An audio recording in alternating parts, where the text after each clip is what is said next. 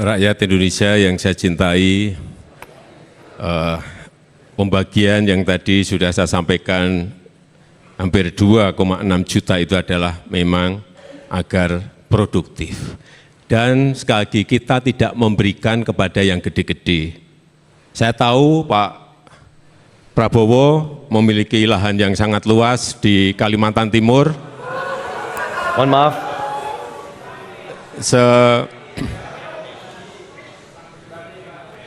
sebesar 220.000 hektar. Juga di Aceh Tengah 120.000 hektar. Saya hanya ingin menyampaikan bahwa pembagian seperti ini tidak dilakukan masa pemerintahan saya. Tidak ada yang perlu dirahasiakan. Bapak Presiden menyampaikan, Bapak punya lahan lebih dari 340.000 hektar, sementara TNI kita, prajurit kita, selebih dari separuh tidak punya rumah dinas. Itu fakta, tidak perlu dibicarakan secara tertutup. Itu kekurangan yang harus kita perbaiki. Dan ketika tadi Bapak mengatakan, Bapak akan meningkatkan kesejahteraan. Pak, Bapak ini sudah Menhan selama 4 tahun, hampir 5 tahun, bukan calon Menhan. Jadi harusnya menunjukkan inilah yang sudah saya kerjakan, bukan mengatakan apa yang akan dilakukan. Nah, saya menyampaikan bila saya ditugasi maka kenaikan gaji dilakukan tiap tahun. Maka perumahan prajurit TNI dipastikan dibangun sehingga mereka tidak perlu ngekos, tidak perlu mereka sewa, dan mereka bisa tenang. Mereka diminta mempertahankan setiap jengkal, tapi kita tidak memberikan tempat tinggal bagi mereka berdinas. Itu tidak benar, itu harus dikoreksi. Anies Prabowo dan Tanah untuk Rakyat oleh Dr. Syahganda Nainggolan, Sabang Merauke Circle. Pasca debat Pilpres ketiga, Prabowo menyerang Anies di hadapan pendukungnya di Riau kemarin. Prabowo mengatakan dua hal. Pertama, ketololan Anies soal tanah, karena Anies tidak mengerti bahwa tanah Prabowo itu bukan hak milik, melainkan hak guna usaha. Kedua, data Anies salah, tanah yang dimiliki Prabowo lebih luas dari yang disebut Anies. Anies menyebut 340.000 hektar, Prabowo mengatakan sesungguhnya dia memiliki 500.000 hektar. Persoalan tanah Prabowo ini muncul dalam debat Capres ketiga karena pertanyaan soal geospasial. Anies menarik soal ini pada isu etik seorang pemimpin yang memiliki tanah yang kontras dengan rakyatnya. Anies memang membandingkan dengan prajurit. Namun, kalau dibandingkan dengan petani yang rata hanya memiliki 0,17 hektar, lihat Bayu Krisnamurti dalam Mantan Wamentan, pendapatan petani Indonesia rata-rata 1 juta rupiah. Masih di bawah UMP, Kompas, tanggal 23 November tahun 2023. Tanah Prabowo sama banyaknya dengan tanah hampir 3 juta jiwa petani. Urusan tanah Prabowo ini sesungguhnya disinggung pertama sekali oleh Presiden Jokowi pada debat Pilpres 2019. Jokowi yang rajin membagi-bagikan sertifikat tanah, mempersoalkan kepemilikan tanah Prabowo saat itu.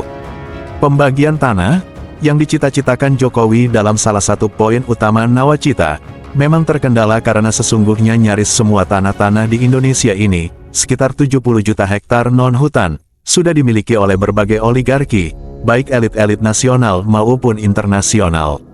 Meski Prabowo mengklaim itu punya perusahaan dan berupa hak guna usaha, namun ukuran ketimpangan kepemilikan lahan sejatinya melihat soal kepemilikannya, bukan sekedar status hak.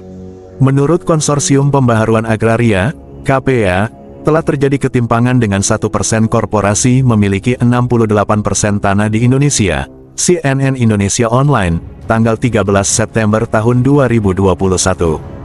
Dalam siaran persnya, KPA secara terus-menerus menyoroti ketimpangan kepemilikan yang semakin dalam. Bahkan, semakin hari semakin meningkat konflik dan kekerasan dalam kasus sengketa lahan.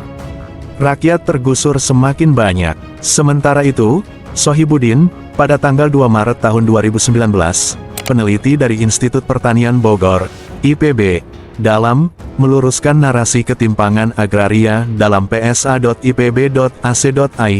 pada tanggal 2 Maret tahun 2019. Kondisi ketimpangan ini telah mengkhianati Bung Karno dan pendiri bangsa. Menurutnya, Undang-Undang Pokok Agraria hasil revolusi besar konsep bangsa Indonesia melawan Belanda mengamanatkan pertama, Semua tanah untuk kemakmuran petani. Kedua, kepemilikan tanah lebih ditujukan pada kolektivitas petani, bukan korporasi besar. Kegagalan Nawacita. Isu pembagian tanah untuk rakyat sebenarnya sudah dicanangkan Joyo Winoto, Kepala Badan Pertanahan Nasional, BPN, era SBY Jilid 1. Joyo, yang memetakan adanya potensi 9 juta lahan non-hutan, akan memulai pembagian dari Blitar. Konsorsium Pembaharuan Agraria, KPA, secara lembaga atau individual, berada di balik upaya ini. Upaya ini mereka sebut sebagai land reform. Namun, upaya ini gagal. Sumber saya di lingkungan istana era itu menyebutkan adanya ketakutan pemerintah masuk dalam tema land reform tersebut, karena di masa lalu bagi-bagi tanah untuk rakyat miskin dianggap komunis. Pada era Jokowi, rencana itu kembali dimunculkan. Nawacita Jokowi memasukkan poin land reform. Namun, faktanya nyaris tidak ada land reform, yang ada lebih pada kebijakan sertifikasi lahan dan pinjam pakai lahan hutan.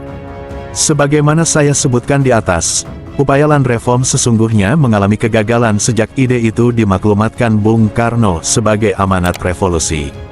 Dengan dibuatnya Undang-Undang Pokok Agraria 1960, Bung Karno berusaha melakukan redistribusi tanah agar seluruh rakyat, khususnya petani, makmur.